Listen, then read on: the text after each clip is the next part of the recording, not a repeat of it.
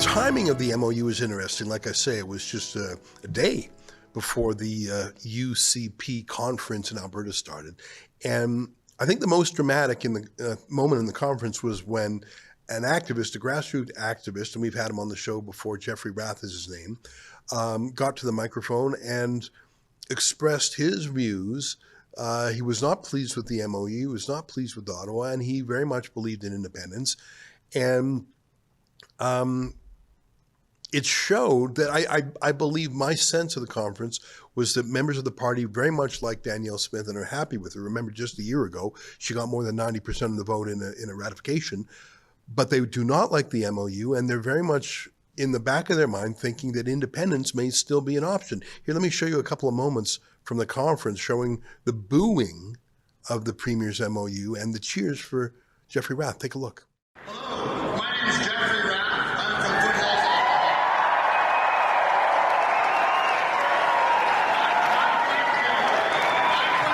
for everybody in this room.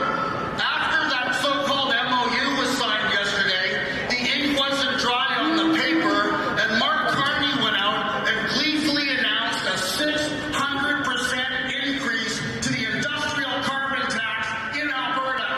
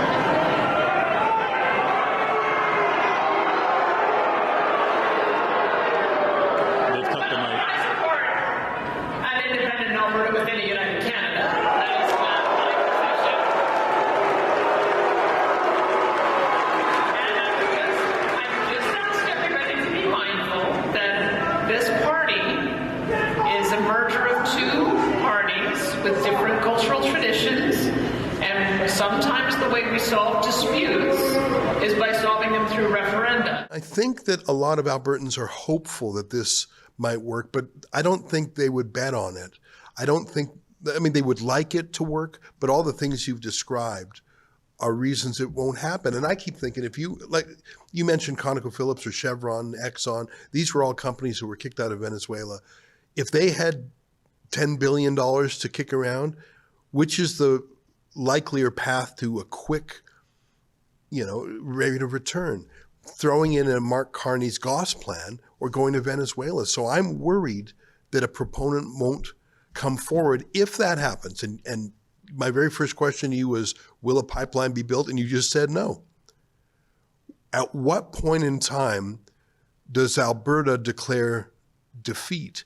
Do people who propose want a pipeline say, this didn't work, it was just a PR exercise. In fact, the only thing we have now is a higher carbon tax. When do people stop believing? Is there a drop dead date in this thing? I think maybe it is in July or something. Is that right? Yeah, well, let me just comment on why I thought there was booze, because, you and I were both in the room. I don't think that it's people were disappointed in the MOU per se. I mean, it's obviously I've criticized elements of it. What I think they were disappointed in, it was almost presented to the UCP members, particularly those who are strong supporters of independence, sort of like, here, see, I fixed Canada. Alberta doesn't have to separate now. Right. And of course it doesn't. And that's where I think the booze came from. Right. That's type of a sentiment that there's so much more that needs to be done. Right. This MOU does not resolve the fact that the Trudeau Liberals, now with the Carney Liberals, have created more debt than all of the previous governments of Canada combined, that they have condemned my children, my grandchildren, and my great-grandchildren to this burden of debt that they have continually increasing the cost of living. They're making life unaffordable. They're depriving our children of a prosperous future. They're not keeping us safe with their crazy two-tier justice system. You know, Tamara Leach is under house arrest for mischief, and then they're letting rapists out and not giving them a sentence because they're worried they'll get deported and not be able to stay in Canada. I could go on. The gun grab, what a misplaced priority.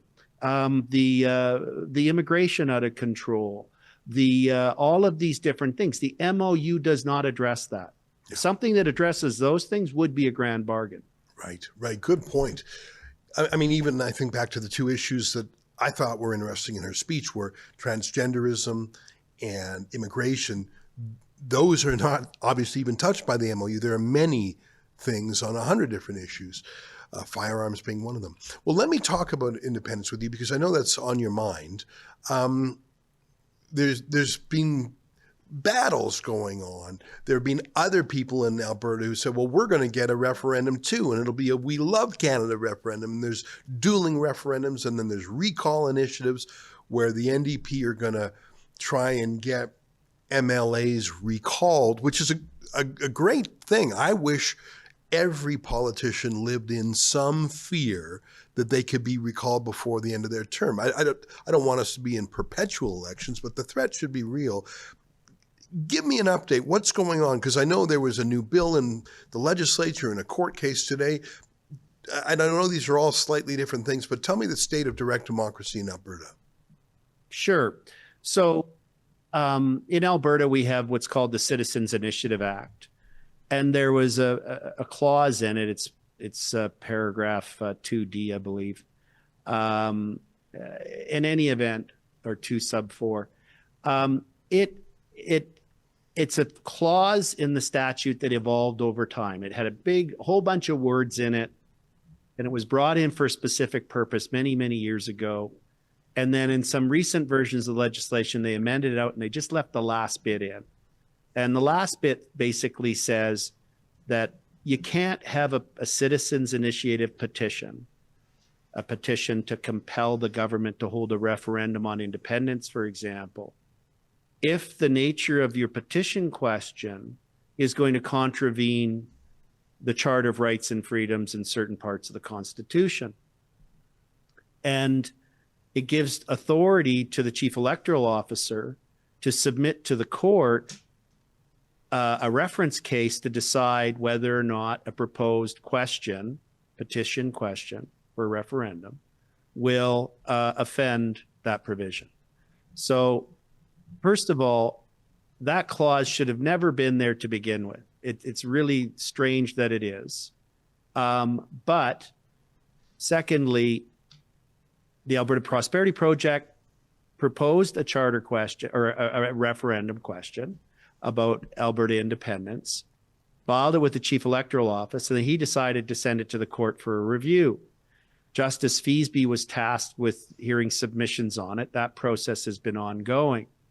And on its face, this is all nonsensical because if the Supreme Court of Canada said in the Quebec case, the 1998 reference case, that if a province votes to secede, to become independent on a clear question and a clear majority say, yes, we want to become independent, then that triggers a mandatory obligation for all parties to enter into good faith negotiations as to the details and the terms upon which the divorce will occur. Okay? So, and that's First Nations, all the other provinces, and the federal government. So a successful referendum doesn't mean you're out, doesn't define the rights that First Nations will have in Alberta, doesn't define the rights and privileges of Albertans. All that has to be negotiated in the future and agreed to. So it just really makes no sense to even have this provision in there in any event. All it does is creates an opportunity for judicial intervention and the judiciary to go out of its lane and potentially override the legislature. So as this case has been evolving before the courts, before Justice Feasby, on whether or not the question posed by the Alberta Prosperity Project for an independence referendum in Alberta contravenes the Constitution and the Charter, the Alberta government stepped in yesterday and said, this was never the legislative intent. The legislative intent of our legislation, the Citizens Initiative Act, was that citizens would come together and they would decide if there was an important question. And if enough citizens sign, 177,000, that then triggers an obligation for the provincial government to hold a referendum. This is as democratic as you can get. This is democracy on steroids, right? So now the legislature goes, what? Now a court's controlling this? That was never the intent. The intent was for the people to control it. Yeah. So yesterday afternoon, the Alberta government, so on Thursday afternoon, December 4th, the Smith government introduced Bill 14. And Bill 14 clarifies the legislative intention, which is absolutely open for a legislature to do. In fact, they have an obligation to do that under the principles of parliamentary supremacy. And they have clarified through Bill 14, they've removed that section. So the judges are not supposed to step in. This is a democratic process. And they have made it retroactive, which they're legally allowed to do. It happens quite frequently where legislation is retroactive, particularly if it's correcting a problem, and said this case must now come to an end. It should have never happened. It's not consistent with the legislative intention. So I think that's very good. And someone, the lefties quickly, oh, this is authoritarian, this is fascism. No, it's not. It's the opposite of that. In our Westminster model of government, the parliament is supreme in lawmaking. They make the policies, they make the laws. If we don't like what they do, we unelect them. We don't elect them again, right? And here we have recall. So when the legislature discovers that its legislative intention is not being achieved, it's incumbent upon them, and they have the full legal authority and obligation to amend their legislation to clarify their legislative intention. That's what the government's done through Bill 14. However, today, mere hours ago, Justice Feasby, despite the legislature bringing in a law that says this case is to end now, because it should have never begun in the first place, which is perfectly proper and permissible under our system in the Constitution, Justice Feasby thumbed his nose at the rule of law and issued a decision anyway. Remarkable. Absolutely remarkable. Well, I'm worried about... Go ahead. Sorry. No, that's fine. So what he ruled was that the Alberta Prosperity Project can't have a petition and can't trigger a referendum on independence. Yeah. Now, what's interesting is, that sounds pretty dramatic on its face, but actually his decision is actually, with all due respect to the judge, a nothing burger.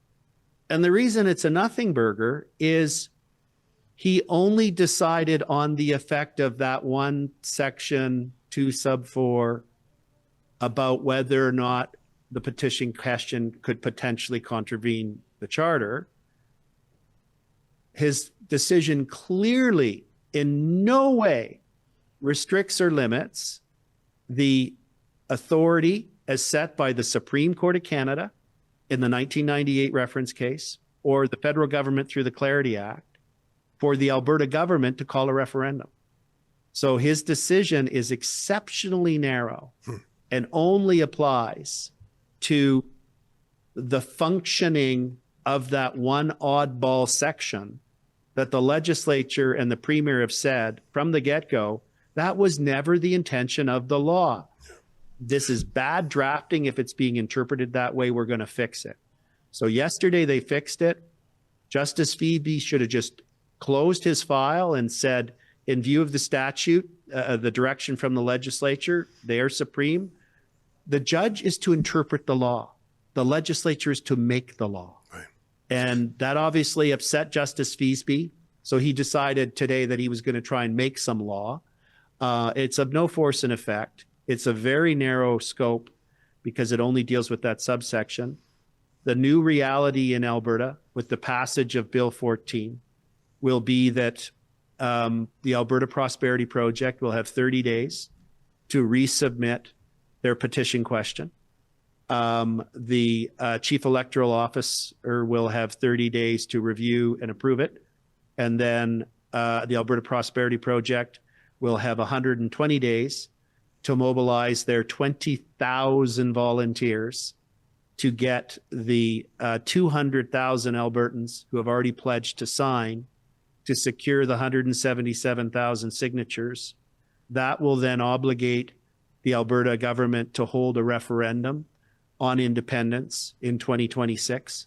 And I expect that that referendum would occur in the fall, probably October of 2026. That's the most logical timing, given all the steps that have to occur. And then Albertans will get to decide whether or not they feel that they will have a better future for themselves and their children by being independent, or whether things will be better converting to the eco-evangelism and the despair that that will bring. I think I understand your description of the legal events, and what I'm left with is a premonition that this is the first of many attempts by judges. It reminds me a little bit of what Donald Trump is going through, whether it's tariffs or appointments or foreign policy, or like there's almost nothing that Trump does where a judge, often a Democrat activist appointee, at least temporarily derails it. And I'm not that familiar with the U.S. system, but like it seems like any judge from any state can paralyze a national project. It's like whack-a-mole. And I fear that what you just described, which I think I understand, but what I do understand for sure, is that it's a judge throwing a spanner in the works. And I fear that's the first of a dozen why wouldn't they? They would do anything they could to stop this from happening.